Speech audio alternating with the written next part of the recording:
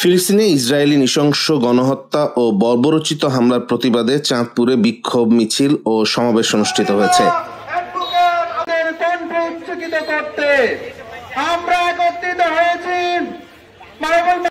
শুক্রবার জুমার নামাজের পর চাঁদপুর শহরের বাইতুল আমিন জামে মসজিদ প্রাঙ্গণ থেকে হেফাজতে ইসলাম, বৈষম্য বিরোধী ছাত্র আন্দোলন ও জাতীয় নাগরিক কমিটির ব্যানারে সমাবেশে অংশগ্রহণ করেন মুসল্লিরা।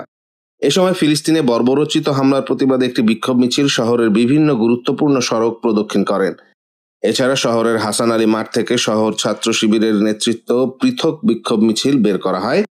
বিক্ষোভ সমাবেশে ইসরায়েলি নৃশংস গণহত্যা বন্ধের দাবি সহ ইসলামী দেশগুলোকে ঐক্যবদ্ধ হওয়ার আহ্বান জানান বক্তারা।